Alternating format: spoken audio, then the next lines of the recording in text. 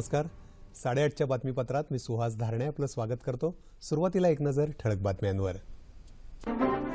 मन की बात कार्यक्रमाद्वारे पंतप्रधान नरेंद्र मोदी आज साधणार देशवासियांशी संवाद. भारत आणि मॉरिशस यांच्यात सागरी सुरक्षा आणि विज्ञान तंत्रज्ञानासह 4 करारांवर स्वाक्षऱ्या. राजकारणात सकारात्मक दृष्टिकोन आणि इच्छाशक्ती आवश्यक, केंद्रीय रस्ते वाहतूक आणि महामार्ग मंत्री नितीन गडकरी यांचं प्रतिपादन. सीबीएसईच्या इयत्ता 12वीच्या परीक्षेचा आज निकाल.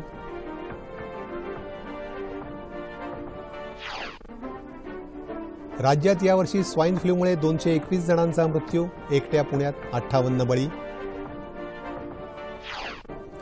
आणि थोर स्वातंत्र्य सेनानी विनायक दामोदर सावरकर यांच्या जयंतीनिमित्त राज्यासह देशभरातून आदरांजली. आणि आता सविस्तर वृत्त. पंतप्रधान नरेंद्र मोदी आज आकाशवाणीवरील मन की बात या कार्यक्रमातून जनतेशी संवाद साधणार आहेत. कार्यक्रमाचा हा 32वा भाग असणार आहे. आकाशवाणी आणि दूरदर्शनच्या सर्व वाहिन्यांवरून सकाळी 11 वाजता हा कार्यक्रम प्रसारित होईल. त्यानंतर लगेचच आकाशवाणीवरून प्रादेशिक भाषेतील अनुवाद प्रसारित होईल. प्रादेशिक भाषेतील अनुवाद आज रात्री 8 वाजता पुन्हा प्रसारित करण्यात येईल.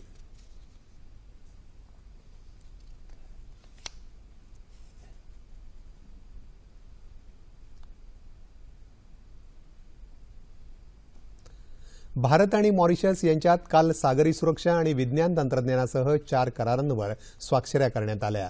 भारत दौऱ्यावर आलेले मॉरिशसचे पंतप्रधान प्रविंद जगन्नाथ यांनी पंतप्रधान नरेंद्र मोदी यांची भेट घेऊन प्रतिनिधी स्तरावर चर्चा केली. यावेळी दोन्ही देशांच्या क्षमता मजबूत करण्यासाठी द्विपक्षीय सागरी सुरक्षा करार करण्यात आला आहे. मॉरिशसला $50 कोटी कर्ज देण्याबाबतच्या कराराचाही यामध्ये समावेश आहे.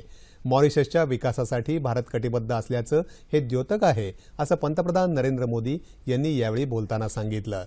आर्थिक संधीचा लाभ उठवण्यासाठी हिंदी महासागरात पारंपरिक आणि बिगर पारंपरिक धोक्यांचं प्रभावी व्यवस्थापन आवश्यक आहे, यावर दोन्ही देशांचं एकमत झाल्याचं पंतप्रधान म्हणाले.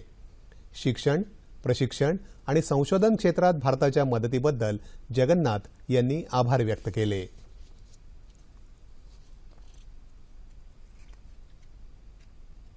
महाराष्ट्राची संसदीय पद्धती समृद्ध असून अनेक मातब्बर राज्यकर्त्यांपासून आपण राजकारणात बरंच काही शिकलो, पण राजकारणात सकारात्मक दृष्टिकोन आणि इच्छाशक्ती असणं आवश्यक आहे, असं प्रतिपादन केंद्रीय रस्ते वाहतूक आणि महामार्ग मंत्री नितीन गडकरी यांनी केलं.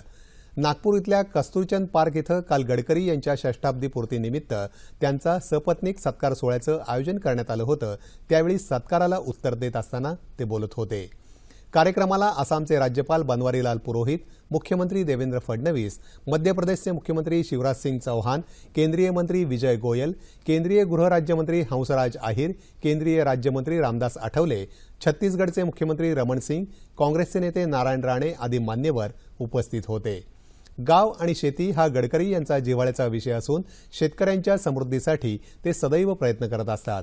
केवळ बोलणारे नाही तर करून दाखवणारे नेते असून त्यांचं व्यक्तिमत्व वटवृक्षासारखं सर्वांना सावली देणारं आहे, असं मुख्यमंत्री देवेंद्र फडणवीस म्हणाले. सर्वांना सोबत घेऊन विकास कसा करावा हे नितीन गडकरी यांच्याकडून शिकावं, अशा शब्दात शरद पवार यांनी गडकरींचं कौतुक केलं. यावेळी मुख्यमंत्री फडणवीस आणि अमृता फडणवीस यांच्या हस्ते गडकरी दाम्पत्याचा सत्कार करण्यात आला. 1 कोटी 1 लाख रुपयांचा धनादेश आणि स्मृतिचिन्ह देऊन त्यांचा सत्कार करण्यात आला.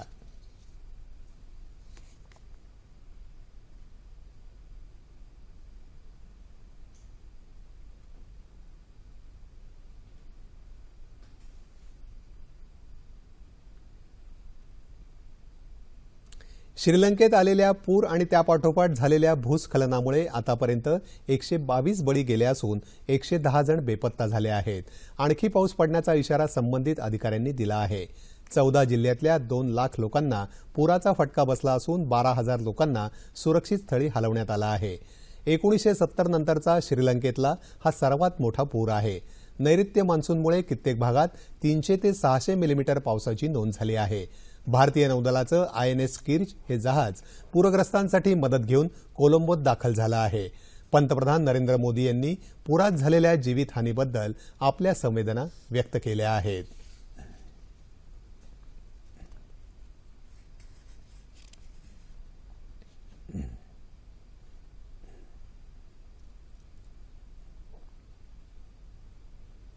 केंद्रीय माध्यमिक शिक्षण मंडळ अर्थात सीबीएसईच्या इयत्ता 12वीच्या परीक्षेचा निकाल आज जाहीर होणार आहे. www.results.nic.in किंवा www.cbseresults.nic.in आणि www.cbse.nic.in या संकेतस्थळावर विद्यार्थ्यांना सर्व निकाल उपलब्ध होणार असून त्यासाठी मंडळाच्या कार्यालयात येऊ नये असं सीबीएसईनं आपल्या प्रसिद्धीपत्रकात म्हटलं आहे.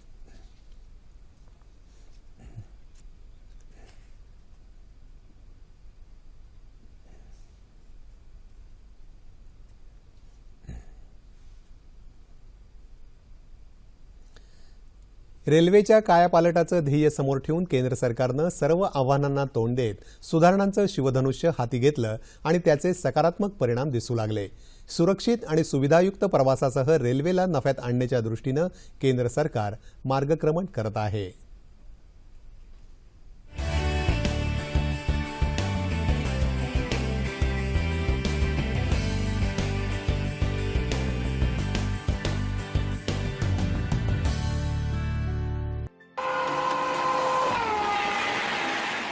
दररोज 2 कोटी लोकांना प्रवास घडवून आणणारी रेल्वे वाढता तोटा आणि प्रवाशांच्या अपेक्षांच्या कात्रीत सापडली होती.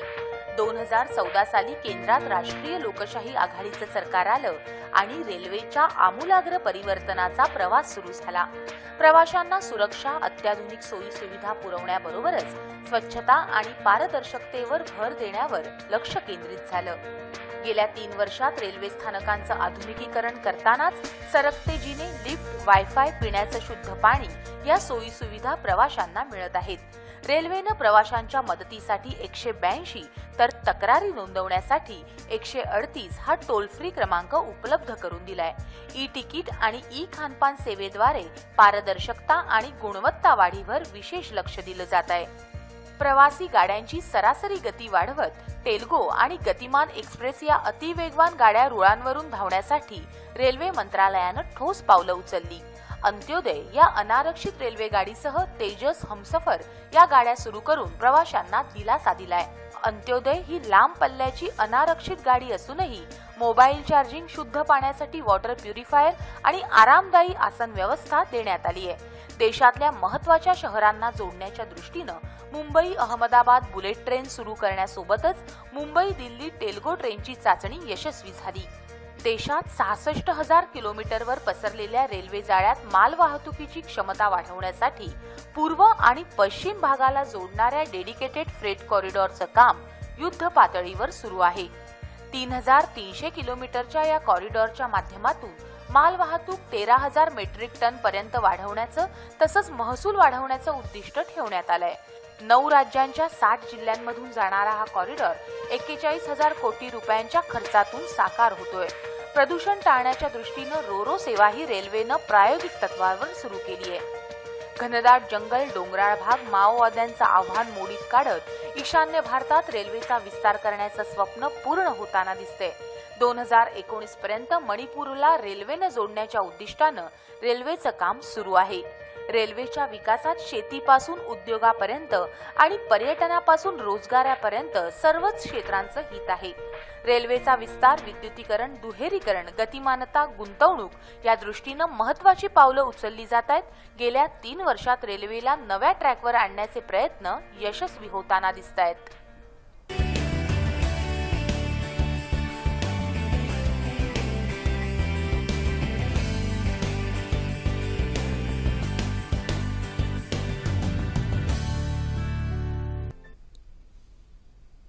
राज्यात या वर्षभरात 221 जणांचा स्वाईन फ्लूमुळे मृत्यू झाला असून त्यापैकी 58 बळी एकट्या पुणे शहरातले आहेत. सरकारी अधिकाऱ्यांनी ही माहिती दिली आहे. 1 जानेवारी ते 26 मे या काळातील ही आकडेवारी असून या काळात 15,000 रुग्णांना स्वाईन फ्लू लक्षणं आढळल्यामुळे रुग्णालयात दाखल करण्यात आलं होतं. त्यापैकी 1,106 जणांना स्वाईन फ्लू झाल्याचं चाचणीनंतर लक्षात आलं. या रुग्णांपैकी 23 रुग्ण इतर राज्यातले होते अशी माहिती कुटुंब कल्याण विभागाचे सहसंचालक मुकुंद डिग्गीकर यांनी दिली. पुण्याच्या खालोखाल नाशिक जिल्ह्यात 30 रुग्ण दगावले असून औरंगाबाद आणि अहमदनगरमध्ये स्वाईन फ्लूनं दगावलेल्या रुग्णांची संख्या लक्षणीय असल्याचं त्यांनी सांगितलं. मुस्लिम बांधवांसाठी पवित्र समजला जाणारा रमजानचा महिना आजपासून सुरू झाला आहे। रमजानचा महिना सुरू होत असल्यामुळे मुस्लिम बांधवांनी काल रात्रीपासूनच मशिदींमध्ये विशेष प्रार्थना केली। त्रवीह या नावानं ओळखली जाणारी ही प्रार्थना महिनाभर सुरू राहणार आहे। इस्लामिक कॅलेंडरनुसार रमजान हा 9वा महिना असून या महिन्याच्या समाप्तीला ईद उल फित्र साजरी केली जाते। केरळमध्ये रमजानला कालपासूनच सुरुवात झाली। राष्ट्रपती प्रणव मुखर्जी, उपराष्ट्रपती हमीद अन्सारी आणि पंतप्रधान नरेंद्र मोदी यांनी रमजान निमित्त मुस्लिम बांधवांना शुभेच्छा दिल्या आहेत।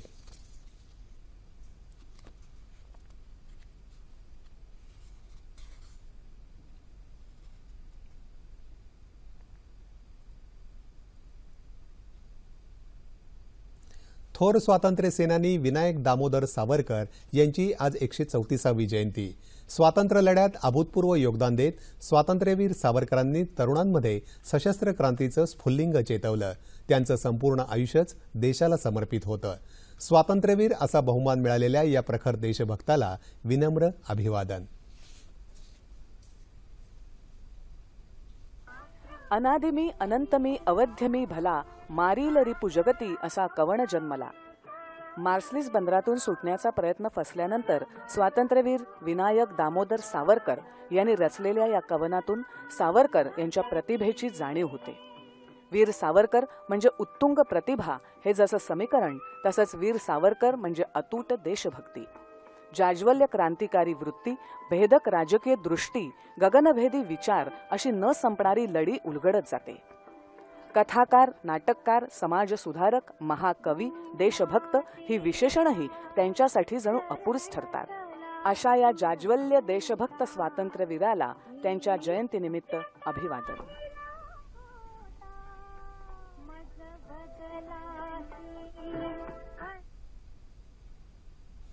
सदन कमांडतर्फे पुण्यातल्या मिल्खासिंग मैदानात काल आर्मी सिम्फनी बँडचं आयोजन करण्यात आलं होतं। यावेळी देशभक्तीपर गीतं, प्रसिद्ध हिंदी गाणी सादर करण्यात आली। या बँडमध्ये नाशिकच्या आर्टिलरी सेंटर, पुण्याच्या बॉम्बे इंजिनिअरिंग ग्रुप तसंच अहमदनगरच्या इन्फंट्री रेजिमेंटचे जवान सहभागी झाले होते।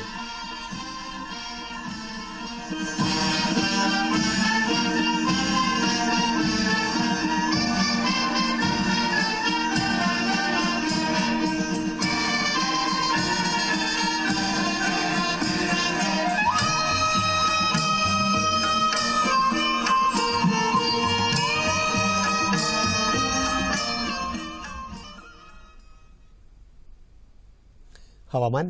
पश्चिमी वाऱ्याच्या बळकटीकरणामुळे आणि द्रोणीय क्षेत्र उत्तरेकडे सरकल्यानं नैऋत्य मोसमी पावसाची आगेकूच दक्षिण अरबी समुद्र आणि दक्षिण केरळाच्या काही भागात होण्यासाठी परिस्थिती अनुकूल आहे। येत्या 24 तासात दक्षिण कोकणासह दक्षिण मध्य महाराष्ट्र, मराठवाडा आणि विदर्भात तुरळक ठिकाणी मेघगर्जनेसह पाऊस पडण्याची शक्यता हवामान विभागानं वर्तवली आहे। ठळक बातम्या पुन्हा एकदा। मन की बात कार्यक्रमाद्वारे पंतप्रधान नरेंद्र मोदी आज साधणार देशवासियांशी संवाद।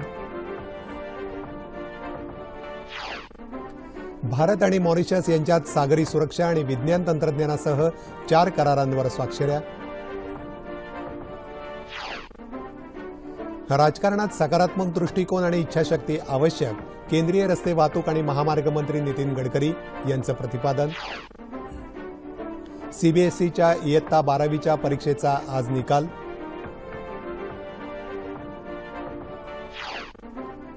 राज्यात यावर्षी स्वाईन फ्लूमुळे 221 जणांचा मृत्यू, एकट्या पुण्यात 58 बळी। आणि थोर स्वातंत्र्य सेनानी विनायक दामोदर सावरकर यांच्या जयंतीनिमित्त राज्यासह देशभरातून आदरांजली। याबरोबरच हे बातमीपत्र संपलं। पंतप्रधान नरेंद्र मोदी आज सकाळी 11 वाजता मन की बात या कार्यक्रमाद्वारे देशवासियांशी संवाद साधणार आहेत। त्यानंतर लगेचच त्याचा मराठी अनुवाद प्रसारित केला जाईल। त्यानंतर बातमीपत्राचं प्रक्षेपण केलं जाईल। तेव्हा पुन्हा भेटूया पुढील बातमीपत्रात। नमस्कार।